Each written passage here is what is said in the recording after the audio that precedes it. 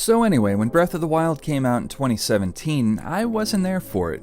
I didn't have a Wii U, didn't have a Switch, but you know what I also didn't have? Any interest in, this game. That sounded a lot smoother in my head. See, when people start making a big damn deal about something being one of the greatest of all time so soon after it comes out, I tend to start feeling a little skeptical about it. Yeah, that's right, I'm blaming other people. Because recency bias is definitely a thing, especially in video games, so I'm not usually quick to get on board with jazz like that. You would think the fact that I've pretty much loved every Zelda game I've ever played would have made me a little more enthusiastic about this one's potential, but I am a dumb boy sometimes. In my old age, I am starting to come around to a gentle realization that popular things tend to be popular for a reason of some kind. I'm just very slow to catch on. So a few years passed and I found myself at home with nowhere to go, no job, no money, no toilet paper. Actually, that was kind of weird. I don't know why it was hard to get toilet paper. That's kind of strange. I don't watch the news.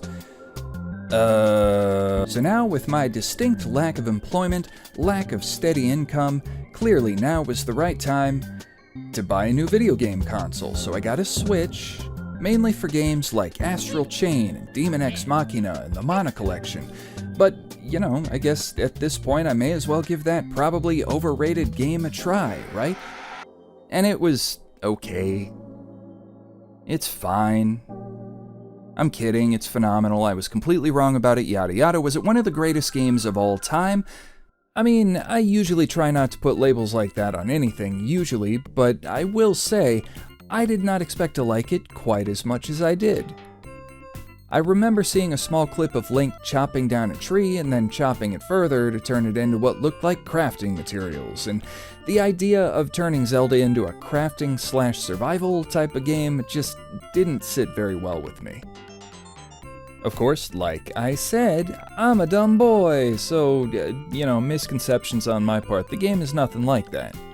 So after setting off into the world, taming horses, scaling mountains, doing all of the story DLC, shield surfing the shit out of everything, and saving the kingdom of Hyrule from a big old pig, this guy, I found myself looking down the barrel of 115 hours of playtime, which to some people might not seem like that much, but for me it is quite a lot. Funny thing is, as much time as I spent with the game, and as much as I enjoyed all the time I spent with it, in the end it felt very much like one of those games I was probably never gonna play again. After spending that much time with it, I kinda got my fill. So by this point, Nintendo had already announced a sequel, and I really wanted to be excited for it, but it wasn't too long before they revealed that it was going to take place on basically the same map of Hyrule we'd already been through. That is kind of a meager amount of information, but it did leave me feeling a little unsure about how I should feel about the whole thing. I mean, there are a lot of gamers who take issue with the idea of reused assets, and they call developers lazy and accuse them of cutting corners and all of that, and I've never really been one of those people. For example, I've been a fan of the Yakuza series since 2005, long enough that I still call it the Yakuza series and not the Like a Dragon series. Yes, I liked it before it was cool. So I'd have to be a bit of a hypocrite to say that I have any problem with reused environments. But in the case of Breath of the Wild, as I said, I'd gotten a pretty distinct feeling that I was done with it, that I had explored that particular world thoroughly enough so as to feel satisfied. Even though I liked it, I didn't really have much desire to go back to it. So if it was going to have the same map, what could this new game possibly offer? Having now played it for just over 150 hours, I feel stupid for even asking that. Don't get me wrong, I wasn't feeling pessimistic about this one's potential as I had been before playing Breath of the Wild. I think I'd learned my lesson at this point not to expect the worst from first-party Nintendo. Not that they're infallible or anything, they just, tend to put out some pretty good games. I grew up a Sega kid and then a PlayStation kid, you know, back when schoolyard console wars were a thing, so there's always been a small part of my already tiny brain that wants to insist that Nintendo is overrated or something, even though I know that's bullshit. Shut up, brain. Mamma mia. So I was confident that the game would be great, I just had my doubts about how long this same world would be able to hold my attention. Probably the same thing you're thinking about this video right now.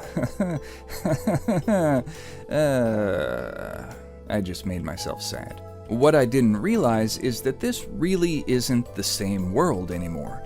Because this world done got changed. Not the layout, necessarily. If you pop open the world map, it is basically the same thing once you unlock all the towers and do away with the fog of war.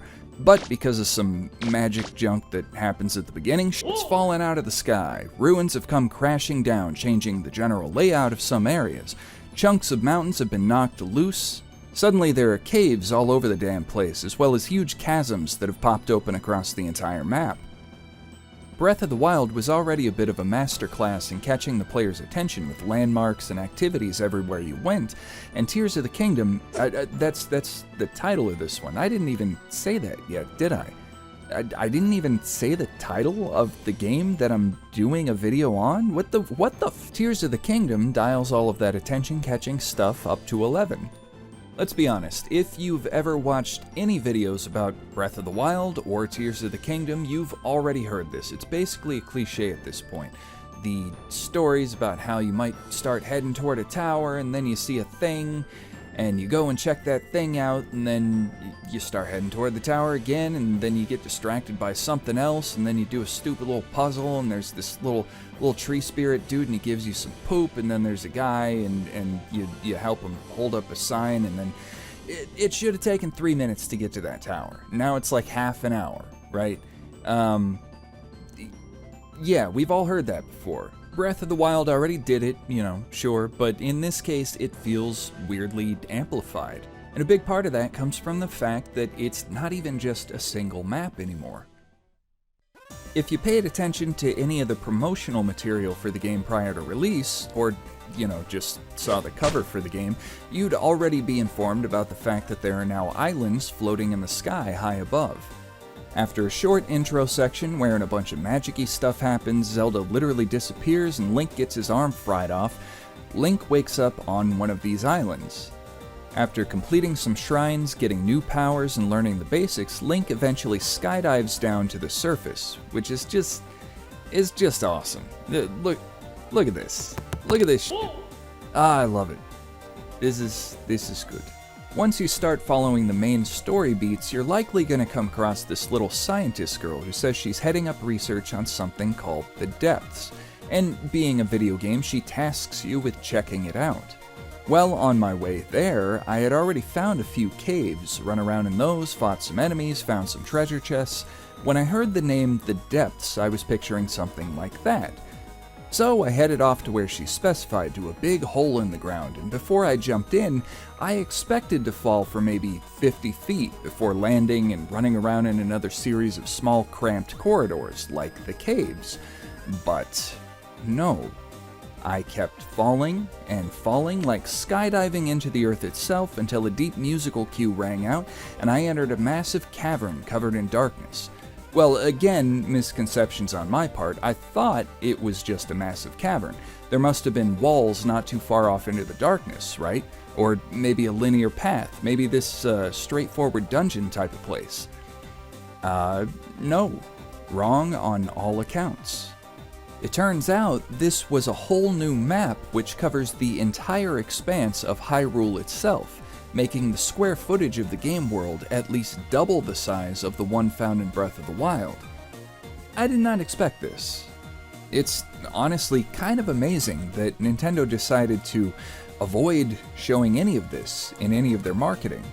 In this day and age where the entertainment industry is very adept at spoiling everything in a single 2-minute trailer, whether we're talking about a video game or a movie, it's pretty incredible that Nintendo decided to keep all of this a secret. And not only is it more space to run around in and explore, but it also fundamentally changes up the way you're likely going to play, because you gotta light this mother up. You know, kinda like the towers up above. Activate light route thingy, uncover part of the map, it's a whole cycle. But obviously you have to be very careful about how you move forward through the darkness. Much of the ground is covered in gloom, the magic junk that fried off Link's arm at the beginning, and stepping in it will progressively block out the amount of hearts you can recover if you take damage. Likewise, almost all of the enemies in the depths are covered in gloom themselves, which means they also have the added effect of limiting your ability to recover if you get hit by them. So it's a big, dark, exponentially more dangerous flip side of the surface world. In a way, it kinda reminds me a bit of Dark Souls.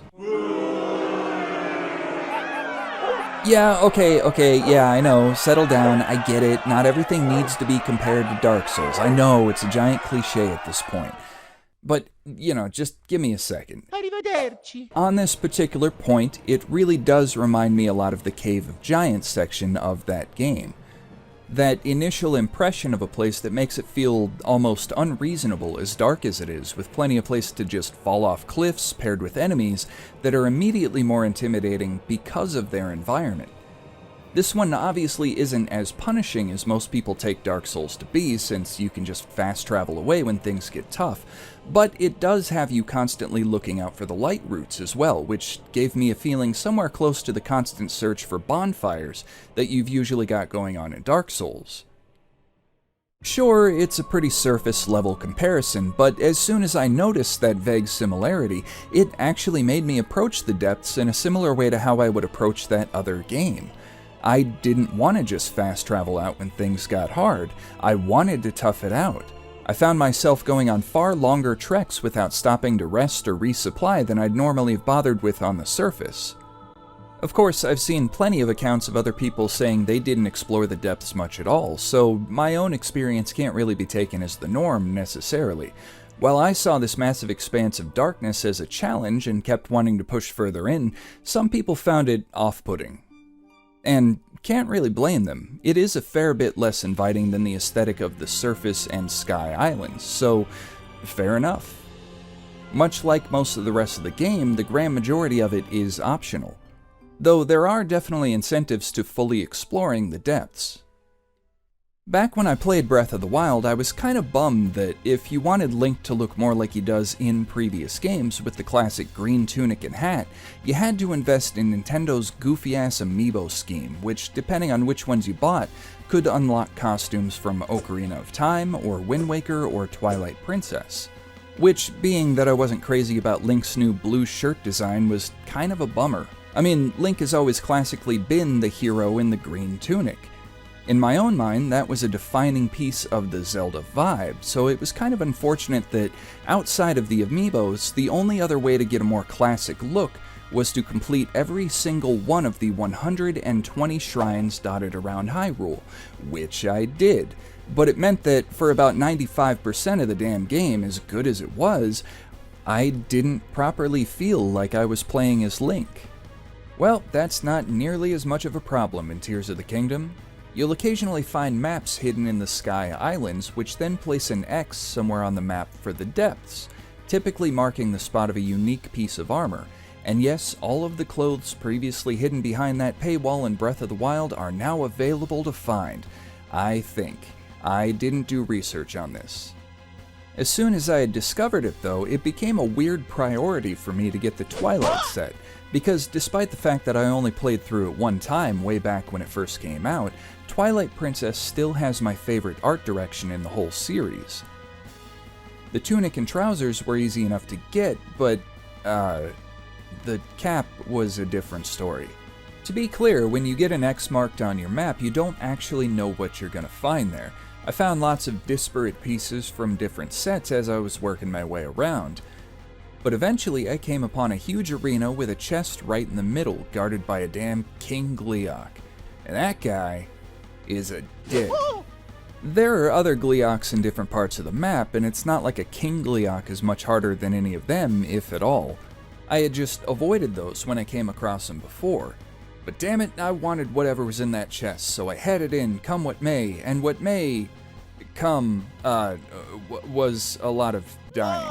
So much dying that I had to delete a lot of my recordings of it because I only have so much hard drive space, and I'd have to save room for hours of me feeding apples to a giant horse or talking to some weird guy with a really questionable diet whose quest line I never finished, so I'm wondering now why I have like half an hour of footage of me talking to him and getting monster hats that I never used. So here's other Gleeox instead. Just pretend it's really dark. So anyway, running up and whacking one of these guys with a toothpick isn't really going to play out the way you might hope. And like I said, I am a stupid boy, so I tried that way too many times before realizing, hey, we gotta strategize. There wasn't a whole lot of strategizing in Breath of the Wild, to be honest. I mean, yeah, the main bosses had specific ways you were supposed to beat them, but that's not really strategy, it's more like a puzzle to figure out. And standard enemies were weak enough the whole way through, they were just never much of a problem. Again, it's been a couple years since I played it, but I just don't recall thinking Breath of the Wild was very challenging at all. Tears of the Kingdom, though, it felt like everything had been buffed. Or maybe it's just that this time around the normal weapons you find are intentionally busted and weak, which then necessitates use of the new Fuse ability. It requires a bit more thought and participation on the player's part. You're not just picking out which equipment to use at any time, you're actively having to consider how to modify that equipment to best fit the situation. It allows for more creativity. Which brings us back to that Gleeok dick.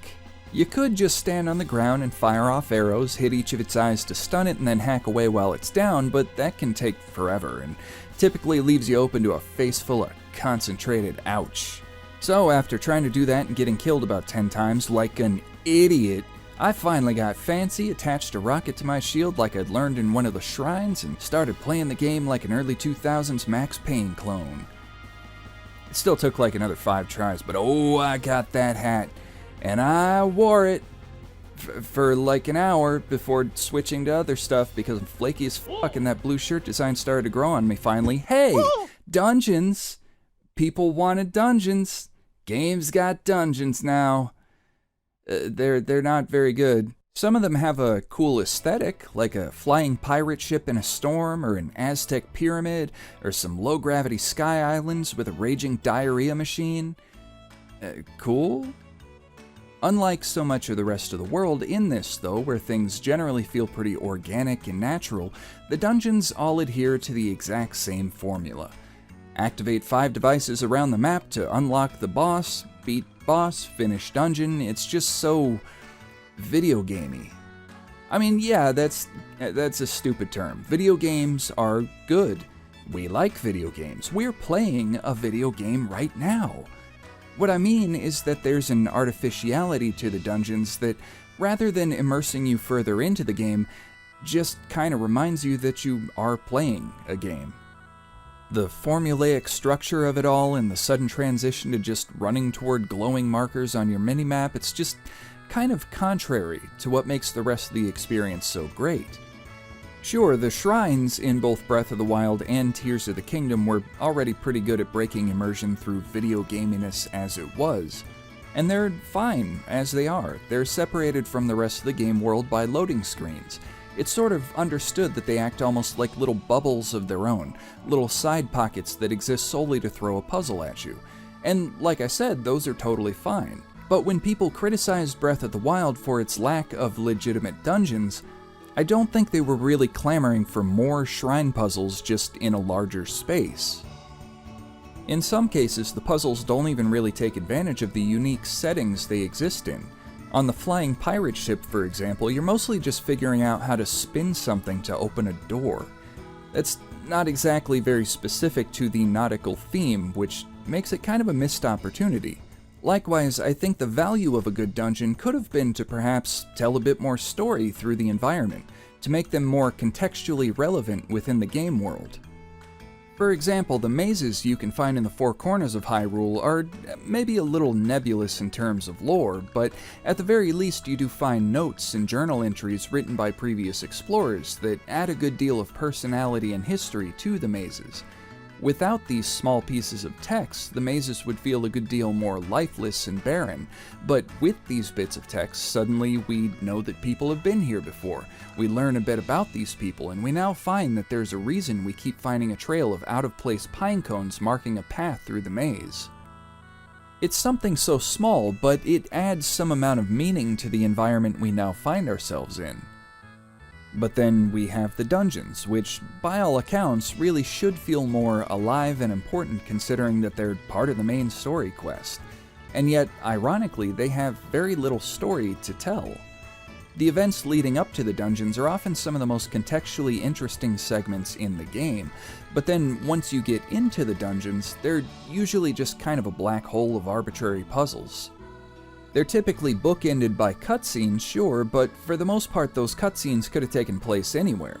It doesn't really matter that the Rito quest ends on a flying pirate ship.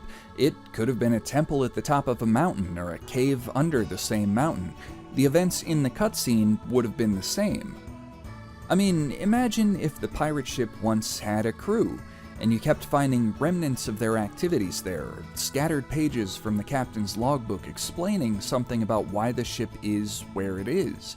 Or if in the desert temple you could examine walls of hieroglyphics, and maybe Princess Riju could translate them for you, slowly uncovering the story of why these zombie things exist. I don't know, just ideas I'm throwing out there. Instead, they're just kind of contextually lacking outside of mentions beforehand that they relate to some old legend or something, and now since magic-y bad guy stuff happened at the beginning, they've come back. Because magic. I mean, it's entirely possible that I missed something. I'm not some seasoned lore analyst or anything like that. I had fun with them regardless because the game they happen to be in is particularly fun itself. It's just, in the grand scheme of Zelda dungeons, I feel like these ones aren't going to prove all that memorable in the long run, and that very much could have been different. Quick cut, no segue, whee! So, Mom, Dad, I met a girl. I was off exploring the desert and I saw someone up on a rock formation in distress. So I had to check on him, and it turned out she was stuck there because of a giant, angry Molduga. I know, you guys told me to stay out of trouble, lay off the peyote, I'm just some dumb kid with a head full of dreams and a degree in interpretive dance. Jazz hands. But I can't just stand by when people are in trouble. And now I was in trouble too, so I pulled some junk out of this bottomless magic bag or whatever the f*** it is I carry stuff around in. I had a plan. I would use that ultra hand power that I got to set up some turrets on a couple of floating rocks. Don't ask questions, ancient technology. I was sure that whenever the Molduga stuck its head out, the cannons would just unload on it. Problem solved. Right? Right? It ate the cannons. But, you know, that got it to poke its head out of the sand long enough for me to get some good hits in with a few axe-swinging pirouettes. You guys thought that dance degree was useless. So I just repeated the process until we had Molduga steaks for everyone. It's nice how you might have one plan, things happen completely different from how you expect, and, you know, it all still works out. Her name is Isha. She says that she can feel the pull of fate between us, and we are very much in love. Maybe, I haven't asked. She is very impressed with my jumps though, and my ability to run in circles without getting dizzy, and also my desperate willingness to change everything about myself to be with her. Serious question now. Does this count as cultural appropriation if I'm doing it for a girl? Oh god, her parents are gonna hate me so much. Speaking of romantic entanglements, one of my favorite things about Tears of the Kingdom is the fact that the grand majority, if not all of the named characters from Breath of the Wild, come back in this one, and it's always a fun little thing to remember how you knew them in the other game, and then see where they've ended up in this one. Some people have changed jobs or moved to a different town. Probably the most notable one is Hudson, who you assisted in the previous game with setting up a new town. And now you can return there and see that his construction company is thriving, and that he and his wife that you helped him meet now have a little girl, with a very distinctly egg-shaped head. But I was kinda surprised by my own reaction when I stumbled across Hudson's former employer, and probably the only true fan of musical theater in all of Hyrule, Bolson, hanging out near the seaside Lurelin village. Back in Breath of the Wild, Bolson was a man who got things done. After Link had been in stasis for a gajillion years, or I don't know, whatever the story was in that one, Bolson is the guy who helps you fix up your house back into a livable condition. You know, basic ass side quest stuff, bring me materials and money and I'll do a thing, that kind of deal. Well, when last I left Bolson in Breath of the Wild, the final piece of dialogue I picked up from him said, "I just decided to retire." I'm not good at voices. I'm not going to do a voice for him. "I just decided to retire as the luminary president, architect, and design lead of Bolson Construction. Gonna travel and find me a spouse to settle down with." And I'm thinking to myself, hey, that's a good plan. I mean, you must be getting along in years, getting a little bare up top there, but hey man, you still got like a freaking six-pack. You're in the best shape of your life.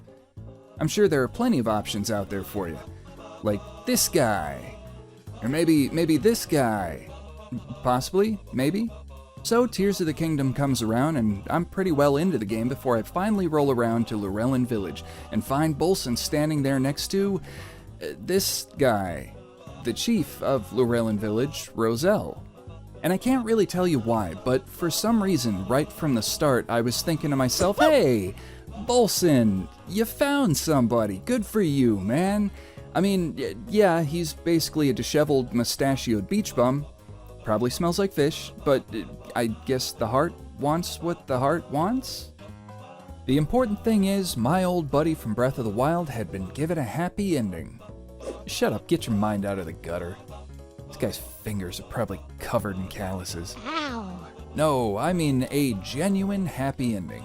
He said what he was going to do back in the previous game, and here he is, having accomplished his goal. Or at least that's what I told myself, for some reason, with no evidence. I just saw him with a guy and assumed, I guess. And that assumption carried on as I did the Lurelin mission, clearing the village of enemies so the people could live there again. Soon after that, I left for a while to do other things, still under the impression that Bolson was happy and living his best life. Until I finally returned, hours later in the game, so that I could start helping rebuild the village. I figured first order of business should be the village chief's house, and when I made that choice, Bolson said this. "That there is where the village head and his family live. They've been letting me stay with them too."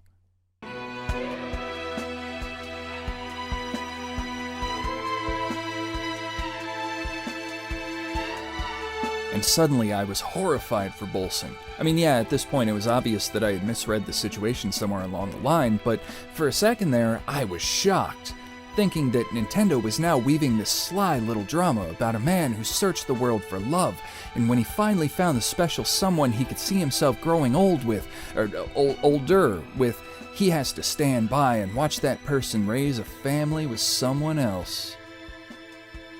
Bolson. The most tragic character Nintendo ever created. I can make a clickbaity YouTube video on that shit. But no, of course, like I said, I just misread the situation. So, as it turns out, Lurelin Village is really just there in the game to make me feel stupid. Because first, we had the whole Bolson ordeal, which, you know, that's on me, but then as I go about doing the quest to rebuild the place, we fix up this guy's house. And afterward, he tells me all about how after the village was overrun with monsters, he snuck back into his house to get some clothes, and then got trapped there.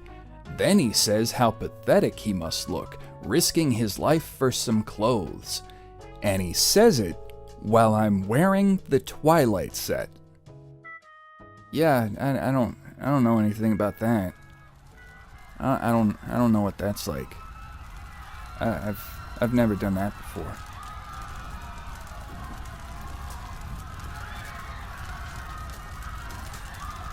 Alright, so I talked about the depths, I mentioned Dark Souls at least once, I talked about the dungeons, I insulted the entire Gerudo population by adopting their manner of dress despite the fact that I come from a typically more privileged culture myself. Oh, and I mentioned Bolson. That's everything in the game, right? Like, that's all there is to talk about? I'm sure nobody will ever make another video about this. It says on Metacritic that IGN Brazil gave it a 10 out of 10. Good enough for me. Thanks for watching.